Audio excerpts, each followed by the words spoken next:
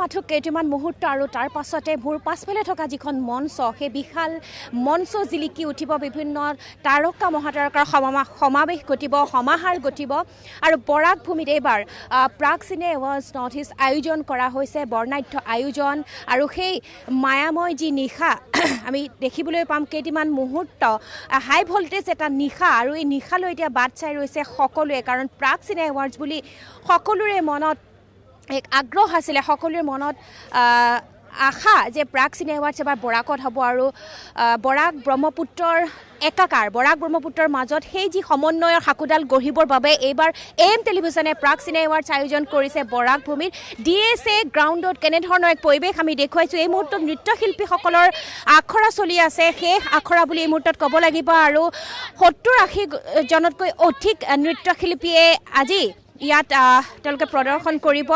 বিভিন্ন তাৰকা মহাতাৰকাৰ লগত আৰু এই মঞ্চত আজি অনুষ্ঠান পৰিৱেশন কৰিব বাংলা ছবিৰ যি প্ৰসেনজিৎ চেটাৰ্জী তেওঁ 3টা দশক জুৰি নায়কৰ শীৰ্ষস্থানত অধিষ্ঠিত হৈ আহিছে অভিনেতা হিচাপে তেওঁক মনা যায় ছুপাৰহিট হিৰো প্ৰসেনজিৎ চেটাৰ্জী লগতে ঋতুপৰ্ণা সেনগুপ্ত থাকিব আৰু আমাৰ জুবিন গাৰ্গে আমাৰ অসমৰ তাৰকা শিল্পী জুবিন গাৰ্গে ইয়াত গীত প্ৰদৰ্শন কৰিব আৰু মুখ্য আকৰ্ষণ বুলি ক'বলৈ হ'লে আমি ক'ব লাগিব যে বলিউডৰ ৰাখী সাৱন্তীয়ালৈ আহিব লগতে বিভিন্নজন অৰ্থাৎ জলিউড বলিউড টলিউড যিসকল শিল্পী আছে সেই শিল্পীসকলৰ সমাহাৰ ইয়াত দেখিবলৈ পোৱা যাব আৰু প্ৰাগ চিনে এৱাৰ্ডছত আমি দেখোঁ যে বিভিন্ন শিল্পীৰ সমাহাৰ ঘটে বলিউডৰ শিল্পীসকলে আমাৰ যিসকল শিল্পী আছে আমাৰ অসমৰ যিসকল প্ৰতিভাৱান শিল্পী সেইসকলৰ নৃত্যানুষ্ঠান গীত সকলোবিলাক তেওঁলোকে উপভোগ কৰি এটা সুন্দৰ স্মৃতিলৈ বলিউডলৈ উভতি যায় আৰু এইবাৰো ব্যতিক্ৰম নহয় এইবাৰ বলিউডৰ যিসকল আহিব তেওঁলোকে আমাৰ অসমীয়া কৃষ্টি সংস্কৃতিৰ আভাস পাব আমাৰ কৃষ্টি সংস্কৃতি যিহেতু এই মঞ্চত উদ্ভাসিত হ'ব সেইবোৰ চাই পেলাই তেওঁলোক আপ্লুত হ'ব অভিভূত হ'ব আৰু এই মুহূৰ্তত যি আমি আখৰা দেখুৱাইছোঁ আৰু সঞ্জীৱ নাৰায়ণকে ধৰি অক্ষতা নাৰায়ণে যেনেধৰণৰ এক প্ৰয়াস অব্যাহত ৰাখিছে এইবাৰ বৰাক ব্ৰহ্মপুত্ৰ একাকাৰ যি আমি ৰাজনৈতিক যি ব্ৰিজ ৰাজনৈতিক সাকোডাল যিহেতু আছে এইবাৰ সাংস্কৃতিক যিডাল সাকো সেই সাকোৰ জৰিয়তে সকলোৰে মাজতে সম্প্ৰীতি শান্তিৰ যাতে ভাৱ কঢ়িয়াই আনিব পাৰে তাৰ প্ৰতি লক্ষ্য ৰাখি প্ৰাগ চিনে এৱাৰ্ডছৰ বিশাল আয়োজন কৰিছে এই মঞ্চত আৰু এই মঞ্চটো আপোনালোকে দেখিছে যে 120 ফুট বহল যি মঞ্চ উন্নত কাৰিকৰী কৌশলেৰে বাহিৰৰ যিবিলাক ৰাষ্ট্ৰীয় প্লেটফৰ্মত যিসমূহ অনুষ্ঠান আয়োজন কৰা হয় সেই অনুষ্ঠানসমূহক ফেৰ মাৰি এনেধৰণৰ মঞ্চ আয়োজন কৰা হৈছে মোৰ লগত ববিতা আছে আৰু ববিতা মই আজি আপোনালোকক এতিয়াৰ পৰা নিশালৈকে যিমান সম্ভৱ সিমান প্ৰাগ চিনে এৱাৰ্ডছৰ দৃশ্যাংশ দেখুৱাম প্ৰাগ চিনে এৱাৰ্ডছৰ পৰিৱেশ দেখুৱাম আৰু এই প্ৰাগৰ জৰিয়তে আপোনালোকে আজি প্ৰাগ চিনে এৱাৰ্ডছ দেখিবলৈ পাব ববিতা আজি কেইটামান মুহূৰ্ত বাকী সকলোৰে আছিলে কাউণ্টডাউন ষ্টাৰ্টছ কেইটামান মুহূৰ্তৰ পাছতে এই মঞ্চ ভৰি পৰিব বিভিন্ন তাৰকা মহাতাৰকাই আপুনি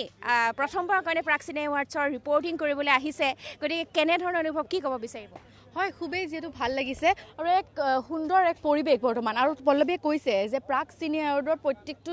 কিছু দৃশ্য আমি প্ৰাগ নিউজৰ দৰ্শকসকলক আমি দেখুৱাই যাবলৈ আমি চেষ্টা কৰিম প্ৰতিটো কাৰণ তাৰকা মহাতাৰকাৰে ভৰি পৰিব আৰু এই দিনটোৰ বাবে অধীৰ আগ্ৰহেৰে বাট চাই থাকে যিহেতু অসমৰ শিল্পী সমাজে আৰু তাৰপিছত এনেধৰণৰ এক যিহেতু উত্তৰ পূৰ্বাঞ্চলৰ যিহেতু সৰ্ববৃহৎ এৱাৰ্ড শ্ব' প্ৰাগ চিনে এৱাৰ্ড আৰু এই প্ৰাগ চিনে এৱাৰ্ডৰ বাবে কিছু মুহূৰ্ত বাকী আৰু তাৰ পিছতেই যিহেতু বৰাক উপত্যকা উজ্বলি উঠিব বেংগল বলিউড টলিউড জলিউডৰ শিল্পীৰে আমি দেখুৱাইছোঁ বৰ্তমান আখৰা চলি আছে আৰু এক বিশাল মঞ্চ সেই বিশাল মঞ্চ যিহেতু তৈয়াৰ কৰা হৈছে আৰু বিশাল মঞ্চত বৰ্তমান আখৰা চলি আছে আৰু প্ৰাগ নিউজৰ যিহেতু প্ৰেছিডেণ্ট ডক্টৰ অক্ষতা নাৰায়ণে এটা কথা কৈছে যে নেভাৰ চিন বিফ'ৰ ইয়াৰ পূৰ্বেও এনেধৰণৰ অনুষ্ঠান অসমত দেখা নাছিল আৰু তেনেধৰণৰ এক ৰাষ্ট্ৰীয় আন্তঃৰাষ্ট্ৰীয় পৰ্যায়ৰ অনুষ্ঠান দিবলৈ অসমবাসী ৰাইজক দিবলৈ তেওঁলোকে যেটো চেষ্টা কৰিছে প্ৰাগ নিউজ কৰ্তৃপক্ষই আৰু লগতে এটা কথা ক'ব লাগিব যে বৰাক উপত্যকা বৰাক ব্ৰহ্মপুত্ৰৰ যি সম্প্ৰীতিৰ এনাজৰীডাল সেইডাল সুদৃঢ় কৰিবৰ বাবে এই প্ৰাগ পৰিয়ালৰ যিহেতু এয়া প্ৰচেষ্টা আৰু আমি দেখুৱাইছোঁ বৰ্তমান যিসমূহ আখৰা সেই আখৰা চলি আছে আৰু কিছু মুহূৰ্ত বাকী কিছু মুহূৰ্তৰ পিছতেই যিহেতু অনুষ্ঠান আৰম্ভ হ'ব যিহেতু বেংগলৰ কেইবাগৰাকীও প্ৰথিতযশা শিল্পী আহি আছে আৰু সেইসকলৰ যিহেতু যিখন অনুষ্ঠান আছে সেই অনুষ্ঠানেৰে যিহেতু উজ্বলি উঠিব এই বৰাক উপত্যকাৰ এই মঞ্চ যিহেতু ডিষ্ট্ৰিক্ট স্পৰ্টছ এছ'চিয়েশ্যন শিলচৰ এই যি ফিল্ডত এই ফিল্ডতেই যিটো অনুষ্ঠান যিহেতু আয়োজন কৰা হৈছে এক দেখিবলৈ পোৱা গৈছে যে ইয়াতে বৰ্তমান সকলো সাজু হৈ আছে আৰু অনুষ্ঠানসমূহ প্ৰায় 4মান বজাৰ লগে লগে অনুষ্ঠানসমূহ আৰম্ভ হ'ব বৰ্তমান যি আখৰা সেই আখৰা বৰ্তমান চলি আছে আৰু সকলোৱে যিহেতু এই যিটো ফাইনেল টাচ যিটো বৰ্তমান এতিয়া ফাইনেল টাচ এটা দিবলৈ চেষ্টা যিহেতু তেওঁলোকে বৰ্তমান আখৰাত ব্যস্ত হৈ আছে পল্লৱী আছে মোৰ লগত মই পল্লৱী যিহেতু আমি প্ৰতিটো দৃশ্য ইয়াৰে দেখুৱাবলৈ আমি চেষ্টা কৰি আছোঁ যিহেতু কিছু সময়ৰ পিছতেই যিটো বেংগল আৰু অসমৰ আৰু লগতে বলিউড টলিউডৰ শিল্পীৰে সমাহাৰ ঘটিব আৰু বৰাক উপত্যকা উজ্বলি উঠিব আৰু এইবাৰ যিটো আমাৰ থিম বৰাক লুইত একাকাৰ আৰু সেই ধৰণৰ এক যি সম্প্ৰীতিৰ এনাজৰীডাল সেই সুদৃঢ় কৰাৰ বাবে এই প্ৰচেষ্টা আৰু নিশ্চয় সকলোৱে আদৰি লৈছে আৰু এক সুন্দৰ পৰিৱেশ আৰু কাৰণ আমাৰ যিহেতু অক্ষতা নায়াৰ মেমে যিহেতু এটা কথা কৈছে যে নেভাৰ চিন বিফৰ ইয়াৰ পূৰ্বেও কেতিয়া দেখা নাই এক ৰাষ্ট্ৰীয় আন্তঃৰাষ্ট্ৰীয় পৰ্যায়ৰ অনুষ্ঠান হ'ব হয় এটা কথা ক'ব লাগিব ববিতা যে সংস্কৃতি সকলোৰে উদ্ধত যদিও কোৱা হয় যে বৰাক ব্ৰহ্মপুত্ৰৰ মাজত কিবা অলপ ভেদাভেদ কিছু সংখ্যকৰ মাজত আছে একাংশৰ মতে কিন্তু সেই ভেদাভেদ নাইকিয়া কৰিব সংস্কৃতিৰ এই যিডাল বিনিময়ে আমি গঢ়িবলৈ গৈ আছোঁ বা সাংস্কৃতিক যি আমাৰ বিনিময় সেই বিনিময়ৰ মাজেৰে আমি আচলতে শান্তি সম্প্ৰীতি আৰু এই ভেদাভেদবোৰ আঁতৰাব পাৰিম একাংশৰ মত সেইটো মই এতিয়া আমাৰ মাজত থকা যি অতিথিসকল আহিছে যিহেতু তেওঁলোকে এই প্ৰাগ চিনে এৱাৰ্ডছৰ যি আখৰা সেই শেষ আখৰাত ব্যস্ত হ'বৰ কাৰণে এনেদৰে আহিছে আমাৰ লগত মৌচুমী আছে মৌচুমী খুব ব্যস্ত আৰু আমি জানো যে প্ৰাগ চিনে এৱাৰ্ডছৰ সফল কৰাত অন্যতম এগৰাকী মহিলাৰ অৰিহণা আছে আৰু তেওঁ প্ৰাগ চিনে এৱাৰ্ডছৰ এগৰাকী মেম্বাৰ আৰু প্ৰাগ নিউজৰ এগৰাকী মেম্বাৰ মৌচুমী কেনেধৰণৰ কেনেকৈ আজি দেখিবলৈ পাব কাৰণ অসমবাসীয়ে সদায় ৰৈ থাকে প্ৰাগ চিনে এৱাৰ্ডছ চাবলৈ গতিকে কেনেকুৱা ধৰণৰ কি এটাই ক'ব পাৰিম যে সদায় দৰে এইবাৰো বহুত তাতকৈ বেছি যিমান আগতে হৈ গৈছে তাতকৈ বেছি ব্লাষ্টিং এইবাৰ পাব গোটেই অসমবাসীয়ে যিহেতু গম পাইছে আমাৰ আৰ্টিষ্ট যিসকল আহিছে সকলোৱে গমেই পাইছে গোটেইখিনি ৰিভিল কৰিলে চিক্ৰেটটো ৰিভিল হৈ যাব নেকি পল্লৱী আজি কিছু আমি কিয়দাংশ দেখাম আজি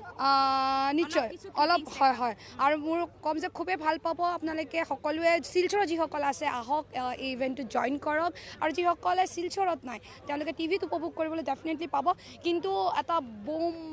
ব্লাষ্টিং হ'বলৈ গৈ আছে প্ৰতি বছৰে ধামাকা থাকে প্ৰাগ চিনে এৱাৰ্ডছৰ মঞ্চত কিন্তু সেই ধামাকাটো আপোনালোকে কিছুদিনৰ পাছত দেখিবলৈ পাব সম্পূৰ্ণ যিটো প্ৰাগ চিনে এৱাৰ্ডছৰ অনুষ্ঠান আজি কিয়দাংশ দেখুৱাম আপোনালোকক মোৰ ওচৰত আজি এনে এজন ব্যক্তি আছে যিজন প্ৰাগ চিনে এৱাৰ্ডছৰ সভাপতি লগতে হলধৰ চিনেমাৰ বাবে ৰাষ্ট্ৰীয় পুৰস্কাৰ পাইছিল সেইজন পৰিচালক হৈছে সঞ্জীৱ হাজৰিকা মই আপোনাৰ পৰা জানিব বিচাৰিম এবাৰ আপুনি সভাপতিৰ যিখন আসন সেইখন অধিষ্ঠিত হৈছে আৰু এইখন আসন খুব সন্মানজনক গতিকে আপুনি আহিছে কালিৰ পৰা আপুনি খুব ব্যস্ত দেখিছোঁ আৰু প্ৰাগ চিনে এৱাৰ্ডছৰ লগত আপুনি ওতঃপ্ৰোতভাৱে জড়িত জন্মৰ পৰাই আপুনি জড়িত হৈছে গতিকে এই পৰিৱৰ্তনটো যিটো কেনেধৰণৰ দেখিছে পৰিৱৰ্তনটো বহুতেই হৈছে তেতিয়া যেতিয়া প্ৰাগ চিনে এৱাৰ্ডছ আৰম্ভ হৈছিলে তেতিয়া শ্ৰদ্ধেয় অৰুণ শৰ্মা দা সভাপতি আছিলে আৰু অৰুণ দাৰ পৰা আহি এতিয়া সভাপতিৰ দায়িত্ব মোৰ কান্ধত পৰিছেহি গতিকে সেই এটা পৰিৱৰ্তন এটা সময়ত আমি দেখিছিলোঁ যে কৌশিকহঁত মিণ্টু বৰুৱা তেওঁলোকে গোটেই অনুষ্ঠানটো আগবঢ়াই নিয়াত অৰিহণা যোগাইছিলে কিন্তু এতিয়া আকৌ গোটেই বস্তুটো সলনি হৈ পেলাই এতিয়া নাইনা অক্ষতা নাৰায়ণ তেওঁৰ হাতত তেওঁৰ কান্ধত আহি পেলাই নতুনৰ প্ৰতিনিধি তেওঁ আহি পেলাই আমাৰ এতিয়া গোটেই অনুষ্ঠানটো তেওঁ চলাবলৈ লৈছে গতিকে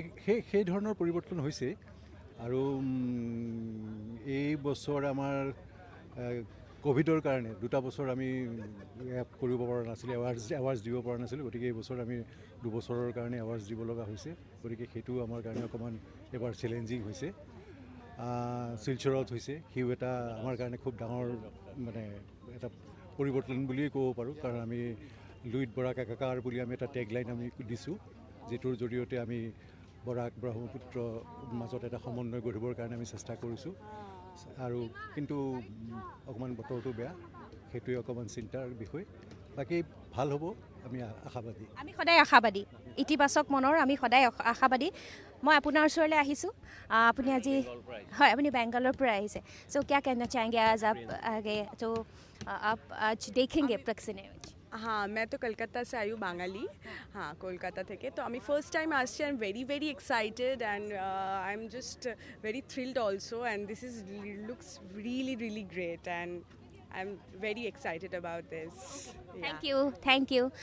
মিণ্টু দা আৰু কৌশিক দা। মই এটা কথা কওঁ, প্ৰাগ চিনে এৱাৰ্ডছ যে হ'ব লাগে, এনেধৰণৰ যি অনুভৱ, এনেধৰণৰ যি মতামত লৈছিলে 2003 বৰ্ষত, সেই যি তেওঁলোকৰ আচলতে তেওঁলোকে কৈছিলে যে প্ৰাগ চিনে এৱাৰ্ডছ হ'ব লাগে 2003 বৰ্ষৰ পৰাই কৌশিক দা আৰু মিণ্টু দা, আমি আপোনাক দেখিছোঁ যে সেই দিনটোৰ পৰাই বা সেই বৰ্ষটোৰ পৰাই অৱধাৰিতভাৱে প্ৰাগ চিনে এৱাৰ্ডছ আয়োজন কৰি আহিছে আৰু বিভিন্ন কনচেপ্টেৰে বিভিন্ন আশা লৈ পেলাই আপোনালোকে প্ৰাগ চিনে এৱাৰ্ডছ আয়োজন কৰিছে। এইবাৰ বৰাকত আপোনালোকে আয়োজন কৰি আহিছে, গতিকে কি ক'ব বিচাৰিব আপুনি এই মুহূৰ্তত? অতি আনন্দিত যে মানে প্ৰাগ চিনেৰ সেই মানে এনেকুৱা মানে ভাল লাগিছে যে মানে মুখত ভাষা নাইকিয়া হৈছে। আজি আহি ইয়াতে বৰাক ব্ৰহ্মপুত্ৰ একাকাৰ আমাৰ যিটো টেগলাইন, সঁচাকৈ আমি ৰাতিপুৱাই গৈ খাছপুৰ যিটো মানে বৰাকৰ পুৰণা আমাৰ ৰাজধানী আছিল কছাৰী ৰজাৰ, তাত গ'লোঁ, অভিভূত হৈ গ'লোঁ যে এনেকুৱা ধৰণৰ বস্তু যে আমাৰ মাজতে আমাৰ অসমতে আছে, আমাৰ বহুত মানুহে নাজানেই। চ' গতিকে সেই আমাৰ অসমতে চিনেমাৰ বাহিৰত এটা কালচাৰেল ব্ৰিজৰ যিটো কথা কোৱা হৈছে বৰাক আৰু কি ব্ৰহ্মপুত্ৰৰ, সেইটো মই ভাবোঁ 100% ছাকচেছে অলৰেডি হৈ গৈছে। আৰু দ্বিতীয়তে চিনেমাৰ বিষয়ে ক'ব লগা নাই আৰু আজি ৰাতিটো হ'বই আৰু খালি মানে বৰুণ দেৱতাক বৰষুণটোৰ কাৰণেই ভয় লাগি আছে। যথেষ্টখিনি মানে এইবাৰ টেকনিকেল গেজেটছ অলৰেডি ওলমি আছে। বৰষুণ আহিলে মানে নাহে বুলিয়ে ভাবিছোঁ আৰু ভগৱানে সদায় ভাল কামত, সদায় ইতিবাচক আৰু সদায় আশাবাদী যে ভাল হওক, ভাল কামত সদায় মানে তোমাৰ পজিটিভ এণ্ডিঙেই হ'ব, সেইটোত মানে 100% মই শ্বেয়াৰ। মই যদি আপোনাক সোধোঁ যে পৰিৱৰ্তনটো বহুত দেখিছে আপুনি 2003 বৰ্ষৰ পৰা এতিয়ালৈ টেকনিকেলি বহুত পৰিৱৰ্তন হ'ল, কিন্তু আজি যদি মঞ্চই আপুনি দেখিবলৈ যায়, সাজ সজ্জাই দেখিবলৈ যায় বা শিল্পীসকলৰ পাৰফৰ্মেঞ্চে দেখিবলৈ যায়, সকলোতে কিন্তু পৰিৱৰ্তন আহিছে। পৰিৱৰ্তন আমাৰ চিনেমা গৈ অস্কাৰলৈ গৈছে। ৰীমা দাসক আমি প্ৰথম প্ৰাগ চিনে এৱাৰ্ডৰ অন্তৰ্দৃষ্টিত বেষ্ট ফিল্ম দিছিলোঁ, তেতিয়া কিন্তু ৰীমা দাসক বৰ বেছি মানুহে নাজানিছিলে, কিন্তু প্ৰাগ চিনে এৱাৰ্ডে আমি তেতিয়াই তেওঁক বেষ্ট ফিল্ম দিছোঁ। পিছৰ ক্ষেত্ৰতো আমি বুলবুল কেন সিং, কি আমাৰ এইখন ভিলেজ ৰকষ্টাৰ, এইবিলাক তাত যোৱাৰ আগতে কিন্তু লোকেলি আমি তেওঁলোকক কিন্তু মানে মানে ইনস্পিৰেশ্যন আমি প্ৰাগ চিনে এৱাৰ্ডৰ পৰা দিছোঁ ভাল ছবি হ'বলৈ। তাৰ উপৰিও কমাৰ্চিয়েল চিনেমাটোতো হৈছেই এইবাৰ 40খন চিনেমা, ধেমালি নেকি? 39খন চিনেমা, 39 তাৰ পৰা বিভিন্ন শিতানত শ্ৰেষ্ঠত্বৰ ভিত্তিত পুৰস্কাৰ প্ৰদান কৰা হ'ব। গতিকে ইমান সহজ কথা নহয়। 29খন অসমীয়া চিনেমা, 6খন নৰ্থ ইষ্ট, 4খন আদাৰ দেন আছামিজ। চ' সেইখিনি আজি মানে বাছনি আমাৰ জুৰীয়ে আমাক আজি এনভেলপখিনি দিব,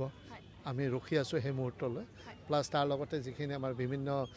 এইবাৰ টলিউডৰ পৰা যথেষ্টখিনি আমাৰ শিল্পী আহিছে, যিহেতু বৰাকত অলপমান বেংগলীৰ প্ৰভাৱ এটা আছেই,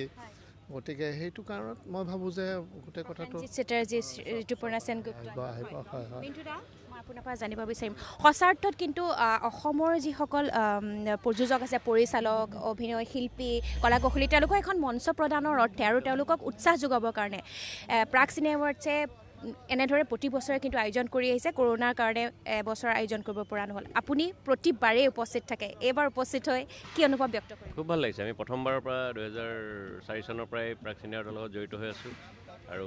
আমাৰ উদ্দেশ্য যিটো আছিল যে অসমীয়া চিনেমাৰ উন্নতিৰ কাৰণে আমি কাম কৰিম বা অসমীয়া চিনেমাৰ গোটেই মানুহখিনি একগোট কৰোৱা এটা আমাৰ চিন্তা আছিল।